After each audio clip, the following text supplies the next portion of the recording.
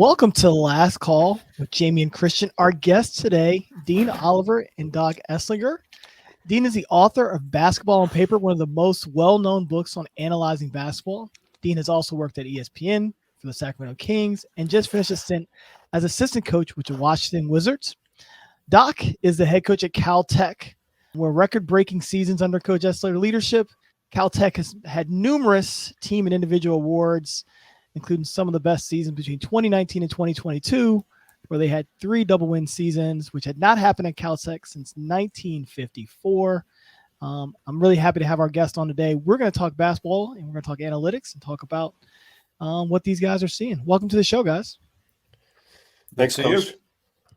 It's great. You know, I think this conversation began with an interaction on Twitter where I responded to something that Dean put out there. And so I thought, man, let's get everybody on here and let's just talk hoops and talk about it through the data and what we're seeing and kind of see where it goes. Works for me. So good. My question I have for Dean, especially because you've been in the NBA and everybody's going 5 out right now. Should we offensive rebound from a 5 out, or should we get everybody back? Well, what are you seeing? And obviously you've been fresh in it. You should definitely be offensive rebounding with 5 out. You should be offensive rebounding without 5 out. There's the trend in the NBA over 50 years at least is that offensive rebounding has been going down. And for the sake of transition defense, really, I think that's the big part of it is you have coaches saying, get back, get back, get back. And if you do go to the glass, there's a potential to hurt your transition defense, but it's not a guarantee thing. I think what teams are figuring out, because we have seen for the last 2 years, actually, a slight uptick, a slight reverse in this 50-year trend, that offensive rebounding is going back up. Yeah, and Doc, your teams have over recent years been really strong offensive rebounding. What are some things that you're seeing there? And I mean, obviously, and just to give some context, you know, Caltech's one of the best academic schools in the country. It's not a place where you would say we're going to have these long athletic guys rebound the ball on the glass all the time. So you being great at offensive rebounding is really interesting. So just talk a little bit about that and your emphasis on it. Yeah, we should also mention too that Dean's a Caltech alum. I don't know if that we talked about we that. Can talk Caltech. We can definitely talk. But that is that's one of the strong connections here. When Dean and I started to become friends and close and peers, you know, that's one of the bonds we had. But I just always believe that no matter where you are, why not make offensive rebounding a part of your strategy? And I believe that if you teach it the right way, if you teach players what to do, where to go, what to look for, then you can at least have a couple guys angling into the glass in different ways. And so I don't think you have to sacrifice transition defense to be a really good offensive rebounding team if you teach it the right way. It's almost like making it a part of your playbook. And so that's the way we've always looked at it. But I was just going to say, if you know you're not going to have a great shooting team or you're strategizing that way, I mean, you can send even more guys and you just make it a part of your DNA. You make it a part of what you do. But you can be a great offensive rebounding team and be a great transition defense team too. Absolutely. Yeah, I was going to say, what are some strategies? I mean, obviously you've been really strong at it. What are some strategies that you think have really helped you become strong in those areas? Well, I think it starts with understanding the shots that your team is taking. And so, yeah, we say if you're taking a lot of threes, maybe longer rebounds, but that's not always the case. So one thing we've done is we've gone back and we've tracked every player's misses. So some players, if they have flatter shots, those are going to come off the rim a different way than if you have a softer, more high arcing shot. And so, I mean, I've literally gone back into the weeds with all this stuff, and I shot chart the misses so that we can understand and then share that knowledge with our players. I always think back to just growing up and hearing about Dennis Rodman and how he would watch all his teammates' misses and understand that maybe when Scottie Pippen shot it, it was gonna miss differently than when MJ shot it or Steve Kerr shot it. And I think there's always trends in everything. And I think if you can master trends in sports, then it gives yourself a competitive advantage. When you're charting these misses, are you charting them in practice, right, and in games? If so, is there a difference between how people miss in games versus when they miss in practice? It's mostly games, just because we have all of that in our different software programs, and you can see, especially with our key motion or synergy camera, in the gym. But now that we have that for practices too, so it just depends on the year. I mean, if we have a manager who can actually be there to track the misses in practice, but no, it's pretty consistent. So even in our individual training, which we record, we can see if we're doing our shoot the 100 drill or a 30-minute drill where you make 200 shots in 30 minutes. You can see even the differences in a right corner shot versus a left corner shot. And so, yeah, we just try to get as detailed as we can with it. Yeah, Dean, The- you and I, go ahead, Dean. I was going to bring Yeah, you the in. rebounding stuff, one of the things we've been able to do in the NBA with the great data that we have is you can plot actually where rebounds tend to go. And they cluster in traditional coaching thoughts, right? I mean, it's conventional wisdom in this. You have a shot and it misses, it tends to go long or it tends to go back towards the shooter. And that's where it does cluster on the opposite side more. And then the next big cluster is on the same side as where the shot came from. I think the concept that Doc talks about whether the shot is flatter or higher arc and how far that rebound, we haven't been able to do that. That would be a great extra step to look at this. Yeah, so you're saying if I'm on the right side of the floor shooting from the wing and there's a guy in the corner, I shouldn't just sprint him back. He should at least run through the elbows, right? Because if he runs through the elbows, he's running through that second cluster. And that's pretty common now in the NBA, at least. Not every team does it, but a lot of teams will do that. Yeah, it's funny, man. I'm watching the NBA playoffs, and it's like, how can you get an extra possession or two without giving up something on the other end? Why do you think we went to this extreme get everybody back concept? I think because it's easy. I think because transition defense, if you say get back, you get back. It's a very simple emphasis. There's not a whole lot of tactics. You can yell that from the sideline. You're not necessarily scheming it in game. You practice it, and Doc, I know, has some great stuff on transition defense, but you can always just yell, get back. It's such a simple thing to yell. And I think it is much more sophisticated than that in practice, but it's an easy thing to say. Yeah, I think there's the team strategy piece, but then there's always the individualistic patterns. So we've had players who, even though we might be emphasizing transition defense and doing it in these certain routes and patterns, there's certain guys who just want to get to the boards. That it's in the way they play. And so when you look at, okay, how do we maximize what this particular player brings?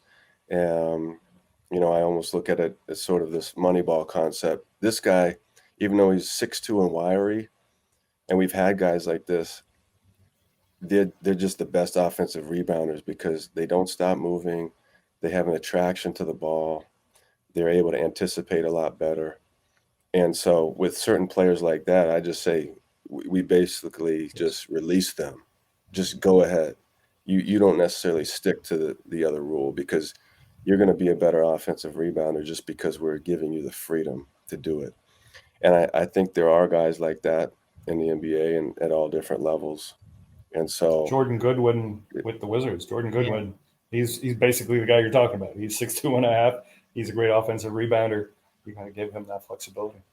Yeah, I think there's probably a guy like that on almost every team, but they're not necessarily allowed to unleash those skills depending on what's happening. I mean, the worst thing in the NBA is when you're watching and they're not offensive rebounding and then they're also not getting back. So that must just drive people crazy. Yep.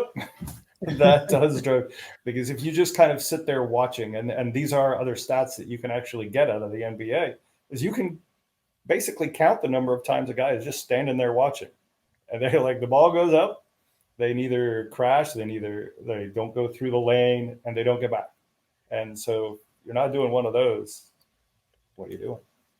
Yeah. You do entertainment have to value. make it. You do have to make it part of the mentality, the collective belief of the team that, okay, no matter if it's 4 guys getting back or 3 guys or 2 guys who just have one safety, then the turn and the sprint and the just the drilling of getting your first 3 strides, we say, can make you faster, and it can make you out athlete the other team too. And that's something we have to do because we're never the most athletic team that we play, but we try to outwork and outsmart with our mentality. Yeah. The thing about the first 3 steps that's interesting, it's almost like an intimidator. You know, like you think about when you're running the lane, if you know you're even with a person at the very beginning, that's when you really run the lane harder. I mean, we're not on a football field, so it's much shorter distance of you have to accelerate. But if you can win those first 3 steps, if I'm even with you, it's just an intimidating factor that I'm just going to slow up if I'm on the offensive side of the ball. You know, it just makes sense to be able to emphasize that. And it is harder to get people to do that than it is to say it, obviously. Well, we try to we emphasize the mental side of everything. And so I even know going back to when I played that if I could get my first 3 strides or my first 4 or first 5, I mean, even take it up a notch, that in training or in practice when we had to get on the baseline and run, I would beat I would beat everybody. I mean, I would just come in first and be way ahead. I mean, that's the secret to running sprints. If any Yeah. players or kids are listening to this ever, I mean, you get your first 3 and just becoming a faster turner is going to make you get way ahead too. One of my Yeah. teammates once asked, he said to me after, he's like, "You love this SHIT, don't you?" And I said, "You just have to convince yourself that you do." No, What's no, Dean. interesting though too, it's not just getting back. It Yeah. is there, and Doc, as I say, has some drills on this sort of thing, but understanding where you got to pick up in transition defense, because there are, with some of the stats, you can look at NBA teams. Some teams get tons of people back, but they're just not very good in transition defense. And it's picking up the ball at the right, being able to stay with the ball and taking away the best options. And because teams are running more in the NBA with the transition take foul rule in particular, there's more opportunities to threaten the defense. And so defenses were getting guys back in some cases. They just were not able to defend it. That's a good point. We would do this study every year in the offseason. We'd look at the best 3 defenses in the NBA and the worst 3 defenses in the NBA. And the thing that struck out, obviously, transition. And transition was huge. I mean, you were just giving up a lot in transition. And then pick and roll defense was also huge. And I will say most of those poor defensive teams were younger teams that just never seemed to really be in the right place or make the right amount of effort. You know, Dean, in particular, when you look at pick and roll defenses, the drop is really popular. Is that the best? Is switching the best? Like what, just from your experience, what do you see there? That's one of those, there is no simple best, really. Yeah. I mean, a drop works for some of the teams like Milwaukee that have the personnel to do it. That's one where you adjust it to your personnel, and you do have to mix it up. What makes their personnel? What makes their personnel so good to do it? You've got a big guy like Brook Lopez who can basically stand and cover the paint, who's a legitimate 7 feet, doesn't move particularly well. You like having someone there who understands kind of that area and space as well, and doesn't get itchy. I mean, some of these guys who sit in the drop, they get a little itchy to go out. Like a guy gets into the paint and they'll pull up from 14 feet. And Brook Lopez knows it's his job to protect the rim. And what a lot of guys do get taught over the time that they're growing up and getting big is you protect the paint. Lopez is protecting the rim, not the paint. And that difference is actually pretty important in the drop. Yeah, I don't know when it started to shift, because I don't know, 10 years ago in the NBA, teams were really aggressive up on the ball. I particularly remember that just from being in Los Angeles and watching the Clippers, because when Doc Rivers first got here, and Lawrence Frank I think he was on the staff at that point, and he was, I think, the major guy for the defense.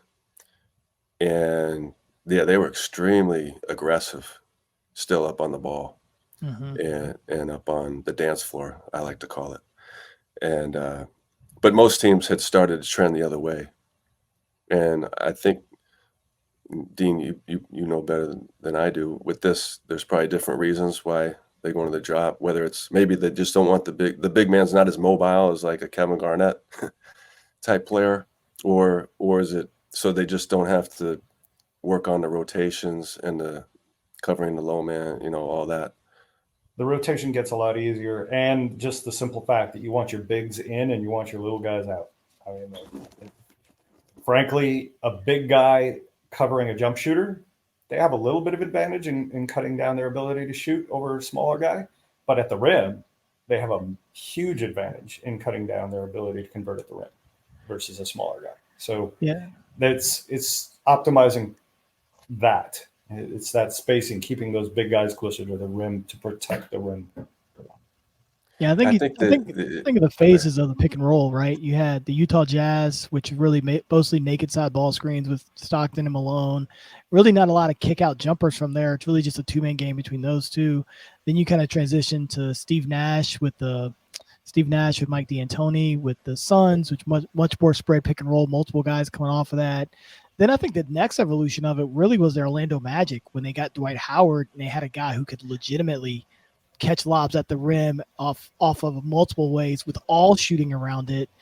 I thought that really forced us almost into the drop because no longer could you, if you had a smaller guy trying to stop Dwight Howard at the rim, there was no way he was going to be able to stop him up there unless he got up high enough to tag it. So I think these progressions within the pick and roll have kind of put us where we were forced into the drop, but I don't know if we're necessarily there now. But we've certainly been pushed in that direction.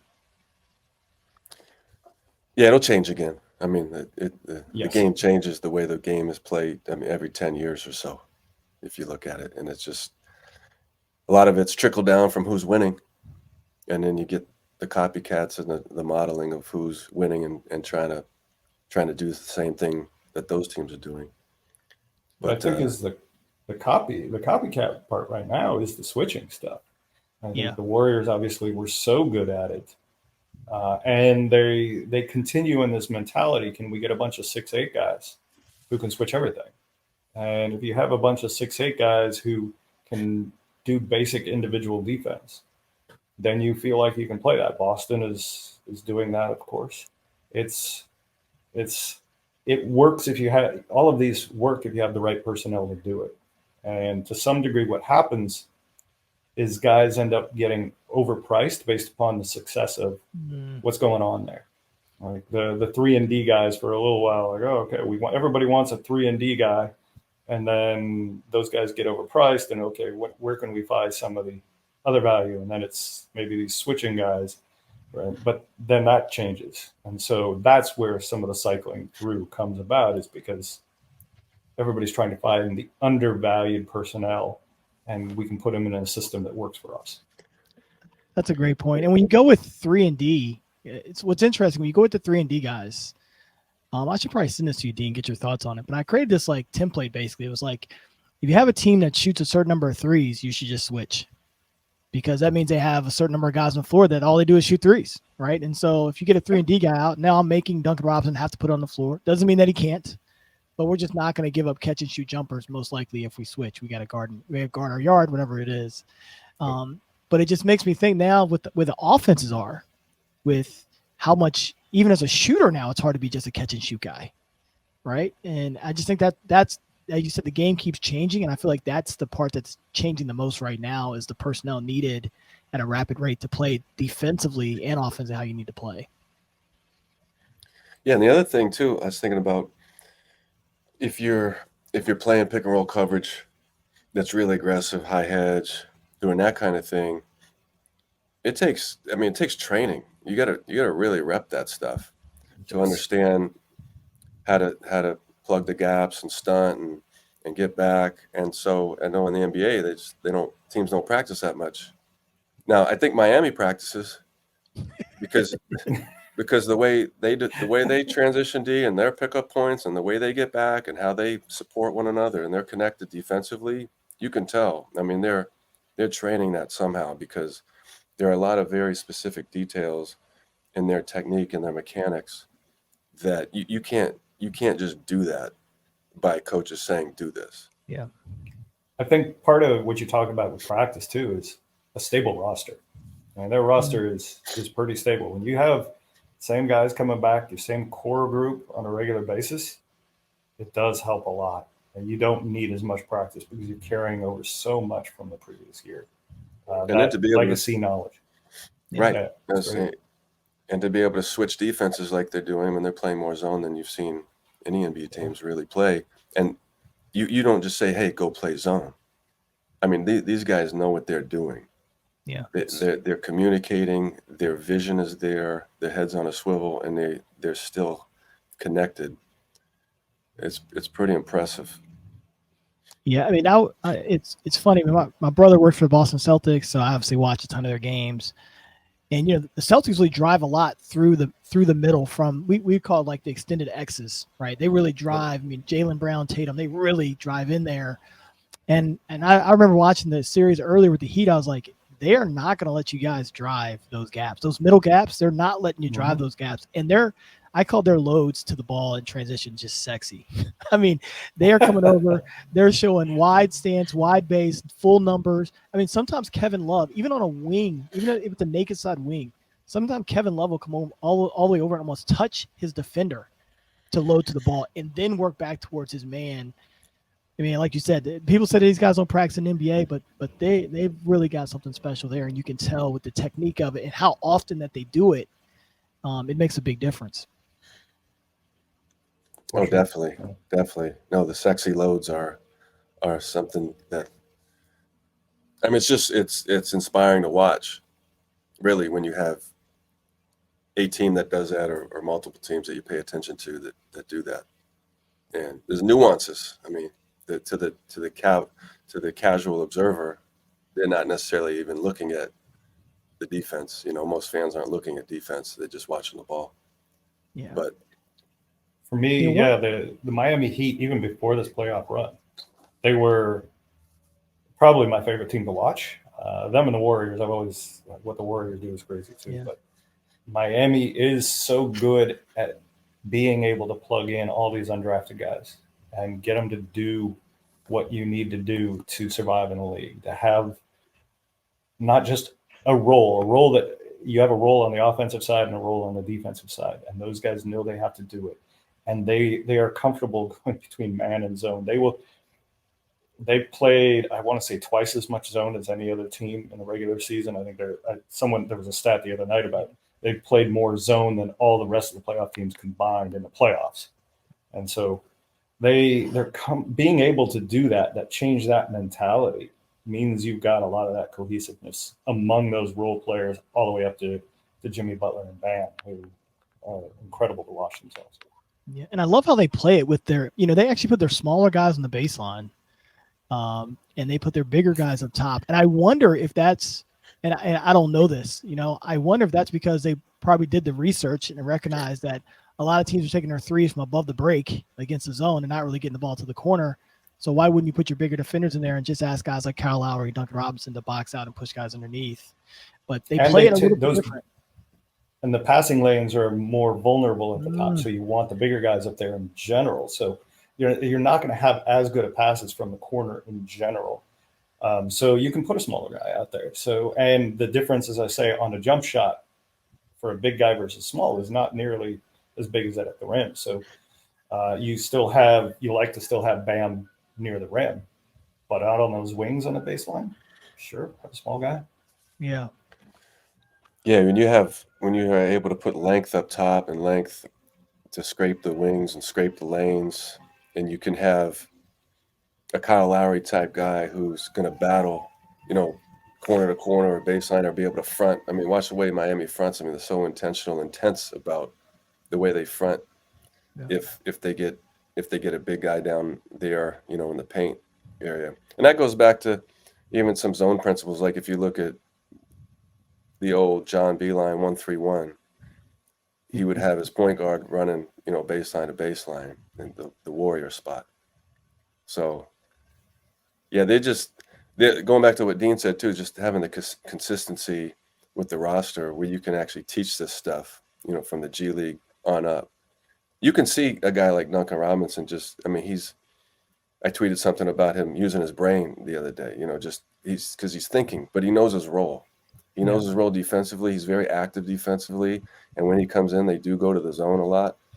And then even on the offensive end, he's watching where the ball is being spread, and he's ready to sprint to his spot to catch and be the receiver to be ready to shoot it. Yeah, that kind of leads me in. I mean, I think the individual work these guys are able to do, Dean and I, the first time we met, we had a conversation just about the individual work. With the individual work building into the analytics of it, so it builds into the game itself and that it translates in. I think that's a much higher conversation that I'd love to try to have. Obviously, Doc, you do with the mental side of the games as well. And as college coaches, we got a chance to kind of be more hands-on with this stuff. So we get a chance to kind of implement and practice. I feel like sometimes at the pro level, it's like, you get to put inch by inch by inch, but you don't always get a chance to put the full program together. So I wanted to kind of have that conversation because I feel like that's really important is like, Duncan Robinson knows I have to be able to shoot this percentage coming off DHOs. I have to be able to get to the rim this amount of time. You can tell by the way they play. How was that journey for you as you continue to advance in the NBA and being able to move the analytics from the individual into the game? Yeah, I think the challenge with analytics at this point, the way they were originally developed was based upon stats that have nothing to do with the mechanics the player has to think about in practice. We are now getting to the stage where we do have analytical data that tells you something about how guys shoot the ball. You don't have their wrist snap or things like that, but you can start getting it spin. You can start getting it their positioning and whether they're moving on shots. And on that progression over the years, since I've been doing this since 2004 or so, in the data, it's only going to get better. So some of the new data that will be coming in next year is going to have a lot more information on body positioning in the NBA. So you can conceivably use this after the appropriate curation and translation to really get at some of the more looking at some of the bad shooters and some of the obvious things that they may be doing wrong, whether the ball is in the wrong location, whether it's shifted to the left or shifted to the right. You may not, it's what it can do versus video is it can filter out some of the big picture things. You're still going to be using video. You're still going to be going through things in practice to work with them on those details, but you will be able to see some of those bigger picture trends that are harder to see one-on-one. Oh, that's interesting. Is there anything, Doc, you're doing there on an individual basis with your guys that you think's been, or something? I think more so anything you're working on that you think is going to be really, really informative. Yeah, and I mean, there's things we do all the time. I mean, every year we're thinking of new ideas and how we can translate what we pick up in the analytics to the court. And like you said, being a college coach, there's a lot more time to try some of these things out in practice, whether it's group training or individual training, just with the time we have for video and all of that. So yeah, man, we're always tinkering. It's like having your own lab. Yeah. Because you can go out and you think of a new drill or you think of something that might work, and you actually have the practice time to do it. So I'm trying to think just over the years, some of the things we've done, whether it's individual or team. So individual, I mean, we definitely spend a lot of time on the shooting and trying to teach shooting and doing it in different ways, because not everything always works the same way. And so you're out there working with a player and you're using metaphor and using story and trying to get them just maybe tweak something and to understand it. And every once in a while, the light bulb goes on. It might be a trigger word or a certain image. And so it's a lot of just tinkering, along those lines. and even getting him to look at where his eyes are, where his feet are, how he's moving, and then seeing himself on video, because the video is just the best teacher, because a player might not believe you. He might not believe you that he looks a certain way, and then you just show him on a video, and that's a key point. Just the visual processing up into the understanding system. One thing I want to mention too, what Dean was talking about, this pose data, and I'm co-teaching the Caltech Sports Science class, first ever Caltech Sports Science class, in the history of the university. So it's pretty interesting. We have all these guest speakers come in, and some guys from Second Spectrum were in there, and then also from Next Gen, from the NFL, talking about the next thing in being understand, not just motion tracking with the dots, but actually seeing the arms and the legs and the positioning, from the player's poses. So that's going to be that's not too far from us being able to look at it like that too. Yeah, I think the lab that you kind of mentioned there, Doc, I think Caltech has a great potential to be this lab for doing making better basketball through some experimentation, using technology and having really smart players like we have there, and just being able to implement all the things that from the technology side, from the sports psych side, to really do a lot of that and produce not only a good basketball team that he's already been able to do, but produce more general knowledge for the sport of basketball. Yeah, when we were diving sort of into the data of things in terms of practice in the games, I think we just kind of started at a place where I said, I want our players to be able to understand what we're doing, understand why we're doing it. So we created like a series of shooting drills that we felt like translated into the game at some level. Now, the game, you can't simulate the pressure or, all that kind of stuff. But, and so we ended up going through and charting over 10 years, like all our best shooters and all our shooters, not just our best ones, and like what they shot off these different drills, and then tried to correlate that to what we thought they would shoot in the games. And I felt like it didn't give us an exact number, but it gave us a round idea of where our players needed to be at.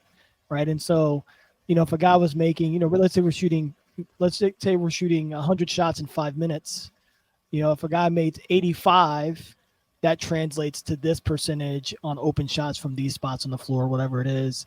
And I feel like that gave us a good way to help our players understand why we're doing that drill. And it also gave them some emphasis on what they wanted to do.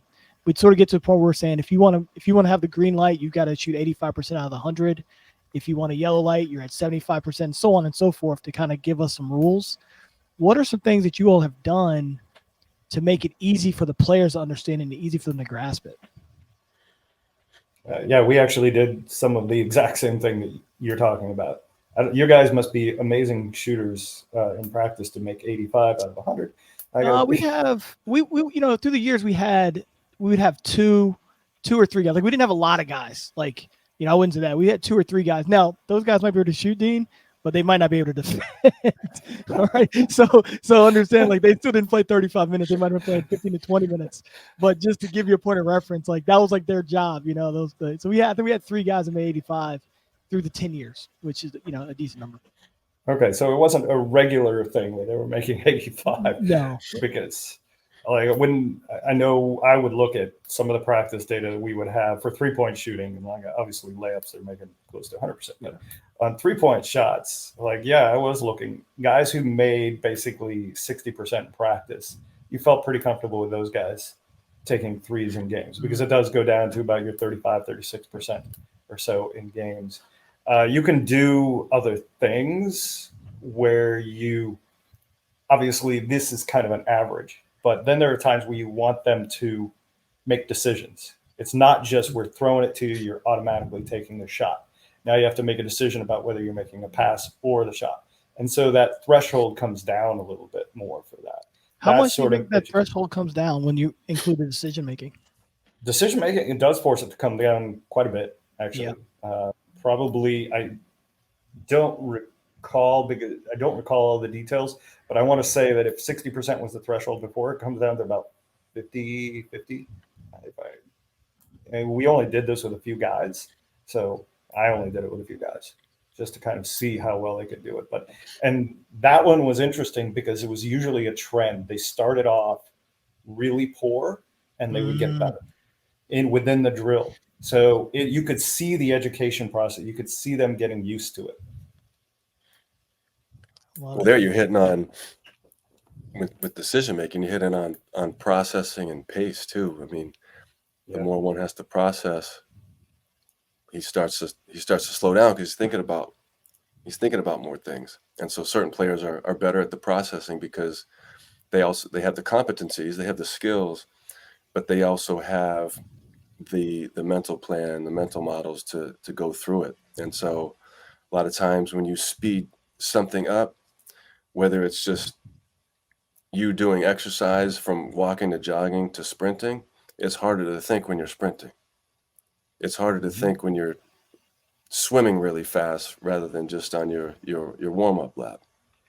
And so getting players to train that way, to train at a higher speed is crucial if you want to be able to make more decisions and better decisions under pressure, under duress. And so that's part of when you talk about cognitive overloading and training, and the reason that we do that is so that we can make those better decisions. But then going back to the original thing and dumbing it down with the shooting, so we'll take that another level when we will have our shoot the 100 drill. And I agree, Coach, that if you have a guy that's shooting 80 out of 100, that's really good. You know, that's elite. We've had some guys who can consistently get in the 70s, and we're tracking that, and they know that. And then if you're under 70, I mean, you've got some work to do. And if you can't scrape 60, then you're not, no pun intended, you're not shooting. And so we gotta work at that. But then it's also the actions. So yeah, catch and shoot off an offensive rebound, kick out, or a driving kick. I mean, that's the easiest shot because you're not turning hips, and there's not as much room for error because you're not reaching this way. But a swing pass, we know a swing pass is harder. And it depends if you're a lefty or righty, and it also depends on your dominant eye. So we're going to have green light shooters, and we've had, I mean, our all-time leading scorer, Marcus G, and before him, Michael Edwards, all-time leading scorers here. Those guys were green from pretty much everywhere. But then you have some good shooters that are maybe really good, 50% from the right slot and the left curve. Mm-hmm. But you go to the left slot and the thing goes way down. The shooting percentage goes way down. Now that could be because of where the pass is coming from or what action. If you're dribbling off the pick and roll, obviously off the dribble is going to be tougher. I mean, I haven't found that there's a lot of elite off the dribble type guys, at least at the college level. Yeah. I'm sure more in the NBA, and because of the shot clock and the faster pace, and there's some more ISOs that way, and there's just in the terms of how they train, the training environment. NBA, you're training more by yourself and with your trainers rather than in the 5-on-5. So I think there's a lot of reasons for that, but we try to look at every not little, because it's all big details. Every detail is important with the actions and the interactions. Explain to me the eye dominance quickly. Way your circuitry is in your brain. So there's people who have right eye dominance and left eye dominance, and that matters because of how your brain is interpreting the environment. So if you're right eye dominant and your head is maybe tilted, I'm turning like this so that my left eye is looking straighter at you guys, then that's going to shift in the way I interpret the world. And if I'm interpreting the world a little bit differently based on what eye is dominant or where my head is tilted, then it's going to be a little off. Are there really good studies on this? Is it normal for you to be like right-handed shooter and being right-handed dominant and right eye dominant? I know nothing about this. Yeah, there are definitely studies on it, not just in sports, but just the in regards to visual processing and eye dominance. And yeah, they're pretty interesting. Can you get better? And I mean, and can you get more balanced? Does it yeah. help to be balanced? Yep. Yep. So when I'm mentioning just turning the head a little bit, it changes the target of perception. And so that's something that I've experimented with as well with certain players. Like why is he really great from the right corner as a right-hand shooter, but not from the left? And you think about the backboard, it's straight on here, you're seeing the backboard and you're having different targets. And so we're talking about the slightest difference in perception and movement that can be a make or a miss. Can you know this in advance before you have a player shoot, or do you have to determine it from their shooting, or can you know it just by watching someone? The eye dominance. I mean, you can. There's sort of many tests you can do for eye dominance. I mean, you've never seen like when people do pick a target in the distance and then you do something like this and then you close one eye and then you close the other eye and then if it moves, you're based. That's sort of a rudimentary way of looking at which eye is the most dominant. So there's a mini progression you would do to see which eye for you is. And then if you're ambidextrous, it can be even more complex. I've been legally blind since I was 10 in one eye. And so it's very clear the eye dominance for me, but I thought about it only from the perspective of myself. Like, well, if I can't see out of one eye, this is the perspective. It's funny now you talk about having two eyes, like, oh yeah, I guess I can. That actually helps me understand why, there may be this eye dominance for people. I just assumed everybody else was balanced, and I was just crazy. No, there's a lot of people off balance. There's a lot of athletes that are off balance and they don't know it. So I learned something. One of our trainers that we've worked with over the years, I mean, she's done a lot of work with athletes on training the eyes and training just how it all connects and how it connects to balance or imbalance. And she was a guest in our Krista Pryor was a guest in our sports science class this term too, and she ran us through a couple experiments like that. But the one thing she mentioned real quick was how have you ever been walking with a person and the person he or she just sort of keeps bumping into you, and you're like, that's my space to kind of stay in your lane. The person is off balance. And you are now giving me an excuse for when I do that to my wife. Okay. That's helpful. No, that's good. I mean, that's good stuff. And I think there's always ways to like continue to try to get better. And that's why I love, I'll text Doc randomly on a random Wednesday night, some random questions. He always has something a little bit different. Anything you learned through that class experience, Doc, that you feel like really kind of opened your eyes up to thinking a little bit differently? Oh my gosh, we had such great guest speakers every week. I was taking pages and pages of notes, and I was getting on our students for not taking notes. I said, how can you all not be taking notes? I mean, we have Marcus Elliott from P3 in here, and we have people. They're Caltech students, by the way. A lot of Caltech students are amazing in their ability to remember without taking notes. Yeah, I believe that. I'm saying over a course of an hour and a half, come on. I mean, Kevin Arnovitz, who used to write for ESPN, he's in here just dropping knowledge, and we had Pat Dossett, who's a former Navy SEAL. I mean, he's talking about his training for the Navy SEALs and 10 years in service, and then what he did with that to create a performance business. And Andrew Huberman he's a famous Stanford neuroscientist with this unbelievable podcast, and he's one of Pat's go-to guys. So, I mean, every single person that came in there was more than many things to take away in terms of the mental side, the analytics, how people are looking at sports, how people are looking at getting better, and how that might translate to being successful or to winning.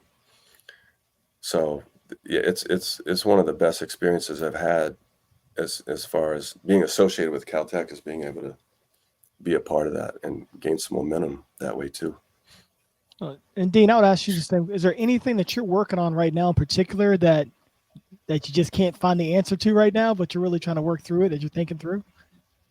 Oh, there's a ton of stuff that I would love to be able to work through. Some of the stuff with the pose data. That's what I know how to extract the most information out of the least data. I mean, I think when I wrote basketball on paper a long time ago, I was working with box score stats. I was able to infer a lot. And every step along the way, when we went from box score to play-by-play to first generation tracking to now second generation tracking, there's stuff from play-by-play that I still want to be able to interpret better. That just understanding progression, like back and forth on the court, and some of the things we talk about momentum. Are there indications that you can have momentum switches and things like that are predictable, or that you can stop from happening if you've got the momentum? Those kind of things. Once you get down to the tracking stuff, you can get at some of the strategy for how to. You talked about being in a drop against pick and roll, understanding the right mix between being in a drop and other coverages. How far should various guys be up? Are there rules of thumbs that we can come up with? Because we know the rule of thumb that has worked very well from the analytic movements is take layups and threes. And people ask, so what's the next one? And coming up with those kind of next rules of thumb, you can do that from the first generation tracking data. Second generation tracking data is going to tell us all sorts of things about how to contest shots, for instance, and maybe some of the things on how to shoot better. Yeah, one of the things that I'm looking at right now, I started it when I was at GW, I was looking at championship teams. And like there became this notion about, a big three, and when you really look at it, this is my opinion, when I'm kind of going through the history of it and looking at the teams, and there's never really a big three. There's two, and then everyone else complements the top two. What are your examples? So Shaq and Kobe, right? Shaq and Kobe. Everyone else complements those guys. There are some exceptions. Like when you look at the Miami Heat with LeBron James and Dwayne Wade, they say Chris Bosh was a third, but Chris Bosh was not a third. He was third, but he wasn't a big three. It was those two guys, and those two guys, because they can pass the ball, which makes them unique, allowed everyone else to be able to play. So you can play Mike Miller, you can play Mario Chalmers, you can play Ray Allen, because of how those guys are able to move the ball, right? You see the sort of same thing with the Nuggets, because their top two guys can move the ball. You can play these guys that sort of space it and kind of move it differently. And so I think the championship teams, to me, when you look through it, kind of had a very similar thread. But when you start looking at the teams that don't win it, they don't have an established two, and they're trying to establish three or trying to establish four. Yeah, I would tend to agree that, you need at least two. I think three sometimes happens. You had those Warrior teams with Durant on top of Steph's play, for instance, and how you count Draymond in there, because Draymond is a great defensive player, but usually people are talking about big three on the offensive side. Mm-hmm. And so what is the meaning of that phrase is not completely clear. But people talk about it. It's hard to win with one. I think Rick Barry supposedly won in the 70s. It was kind of before I really was conscious of everything. I think Bill Walton and those Portland teams, that Portland team that won, I think that might have been a one-man. Where the Houston teams with Olajuwon, no, he had help, but he might have been the best player. And you have LeBron teams where he was the best player, there may have been a drop to number two. Yeah, like the compliments I think the compliments are super important. Like Olajuwon and Clyde Drexler compliments. Yeah. Like you can play a natural game between the two of them. You don't have to do anything unique. It is challenging, like when you have a Kyrie Irving and a LeBron James who are both ball dominant at that stage of their career. Like they're at different stages now, but at that stage, that makes it really difficult. I think Kyrie went one stage of a month straight without an assist or something.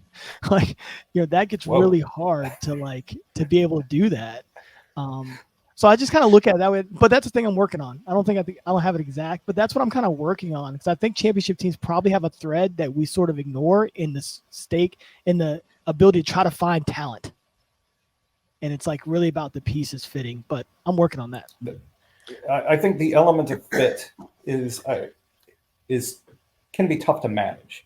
I think the fit is important, but what makes it hard to manage too is you can have players who change from one year to the next, and you may have had perfect fit one year, but this player is actually going to be better, but maybe they're better, more talented, but do they fit? And so fit, as a coach, you really have to manage fit every year. It changes in the NBA within the season, because those guys can change on a regular basis. So it's tough to manage it. And there is a psychological element to it. I've seen cases where players do not like each other, do not respect each other for maybe a period of time. And so they won't pass to the other guy for a series of games. And then they mend the fences and like, okay, they'll resume passing. But the psychological element of basketball is enormous and measurable. I did a study on the impact of motivation and emotion. And it is the difference between the best team in the NBA and an average team. I mean, if you have a bunch of guys who are not motivated for one reason, that's 20 game difference. It's huge. So that, I was going to say, the mental fit.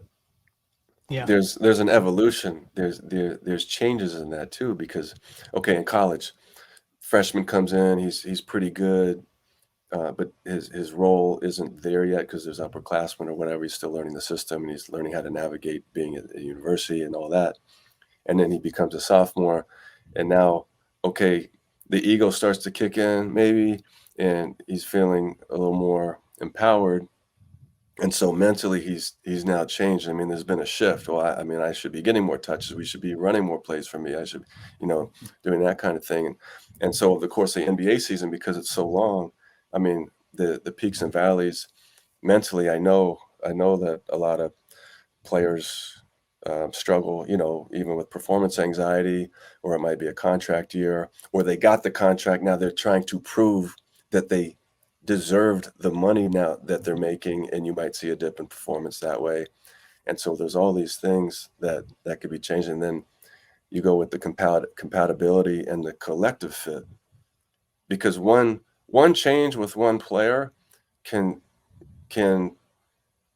jumpstart a change with everybody else. And so that's why dynamics and group dynamics are so fragile. Yeah. It's a very fragile thing. And you might go through a really good month and everyone's playing really well and you're feeling really good. Okay, we figured it out. And now something happens. Someone gets sick, or someone's out, or another player comes in, and it just completely changes everything, because there's energy. People have energy. I mean, we're born from energy. And so energy is a real thing. And now you're trying to manage one's own energy, and then how that energy interacts with another human. I mean, this is all very high level stuff that I love thinking about, obviously, but everything matters. Yeah. I think you can know every play in the book, but if you're not managing what you're talking about there, Doc, all the plays, all the sophistication in the plays, it's not going to work. It's not going to translate. You can draw it up. You can draw it up perfectly. But you've got to manage that first. You got to manage that they're all with you first.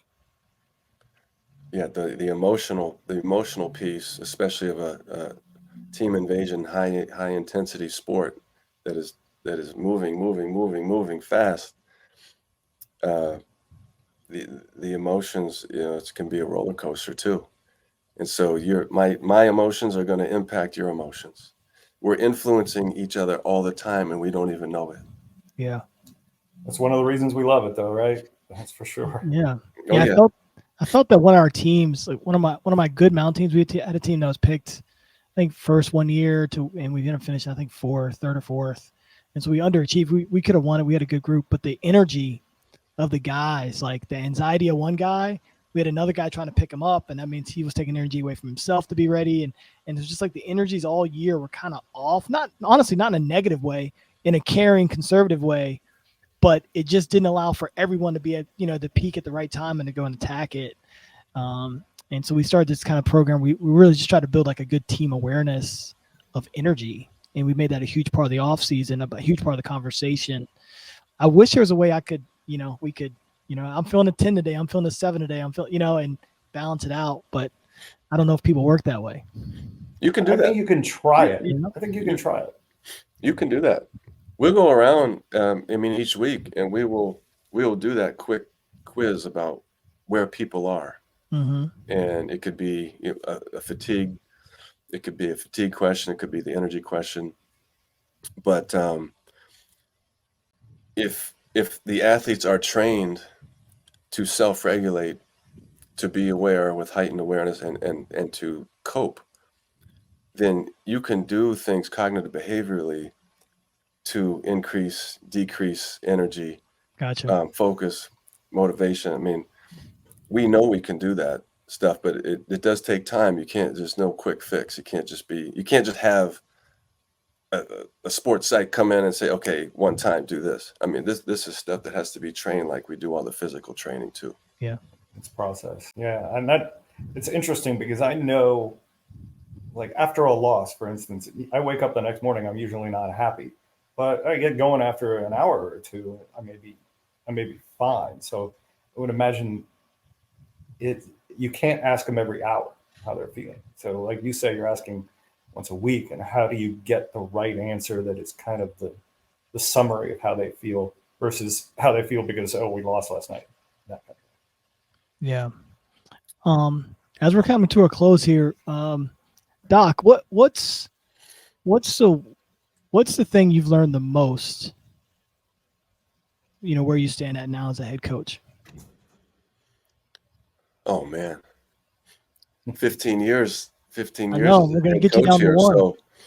So, you know me. I mean, I'm always looking to learn, and I mean, if I have to every day, I have to learn something. So I'm thinking about what have I learned the most. I mean, just as a head coach, as you know, there's so much coming at you all the time, and there's always something to do. And so the first thing is just your own balance and understanding you can't do everything all the time and please everyone all the time. And so being able to self-regulate as the head coach and having some other interests too and some other hobbies to go to, because I know that when I can step outside of basketball and not necessarily think about it, I actually get better ideas that I can come back to. So I look at a lot of other sports.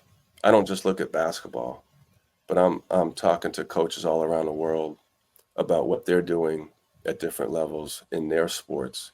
And then I take that and then translate them to what we're doing, whether it's terminology, whether it's player-to-player concepts, techniques, strategy. That's something. So the ability to be open-minded and to be extremely flexible in what you're doing. Because as a younger coach, you don't know that. As a younger coach, you come in and you're just going to teach what you think you know, and then you realize you probably don't even know that, but it's just what you've been taught. So, yeah, having the wherewithal to ask questions and to listen, I think, is a really important piece of being a head coach. Dean, I'd ask you the same question. What's one thing that you've learned the most? Yeah, I think the coaching side has shown me very clearly the importance of making sure that you manage their togetherness. You are being the leader first.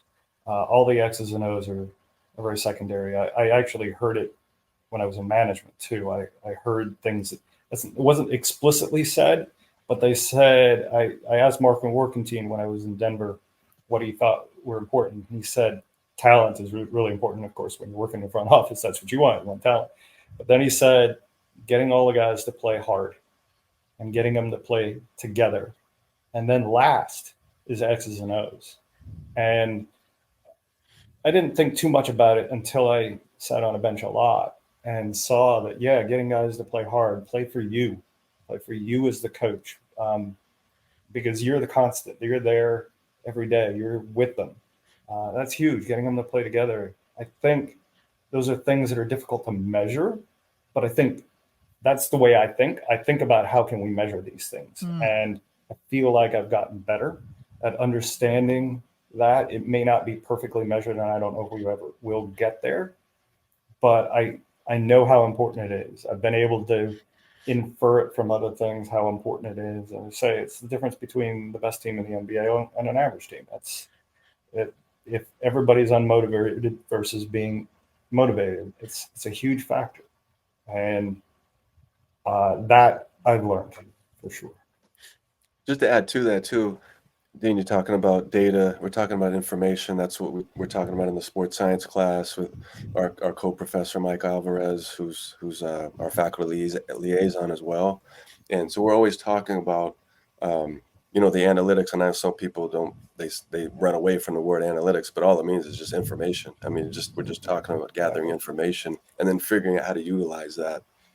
And you can't utilize everything, but I do think, Coach, too, that, as you know, a lot of times coaches assume a lot about players. Well, he's not playing hard today because he doesn't like what we're doing, or he's mad at me, or he's mad at this, or but there's a lot of directing that goes on and assumptions about their behavior, and the underlying problem is different than what you think the presenting problem is. And so being able to connect with them as humans, to understand their motivation, to understand their emotions, that's the real key, which is, I'm just augmenting what Dean was saying too. But being able to take a step back and really know how someone is doing, if you can do that, then you can learn how to motivate the player better. And you develop, that's really how you develop a trusting relationship too. I love it. Well, guys, I've appreciated your time. I always enjoy our conversations. I appreciate you guys responding to my random text messages about anything basketball. Hopefully it stimulates some thought. And I'm just appreciative what you all do in the coaching community. You have a friend in me. If there's anything I can ever do to help support you, I'm only a call or text away. I got a question for you. Nobody ever asked you the question. You've done all these, you've been doing this podcast now and some of these other things, right? What have you learned? What's the number one thing you've learned in the last couple of years? Man, I'm like you guys. I'm like super curious, and I love learning. I would say the things that you don't know can hurt you. So I'm on the journey to keep finding out the things that I don't know. Obviously, fired at GW. I'm in a great place with it. I've learned a ton from it, learned a ton through that experience. And the things I did know hurt me in that situation. And so now the job is just trying to figure out the things I need to learn and attacking it that way. And I think if I'm able to do that, my future will be assured in some direction. But I do enjoy communicating with my friends, like I get a chance to do here with you all today, and listening and learning. And I got a bunch of notes. You probably saw me writing down. I got a bunch of notes all over my desk right now, the stuff I'm gonna go back and work with. But I just appreciate you all in our community, and I'm here for you. Thank you. Great attitude, great approach. Always good talking to you guys. Always. Been fun.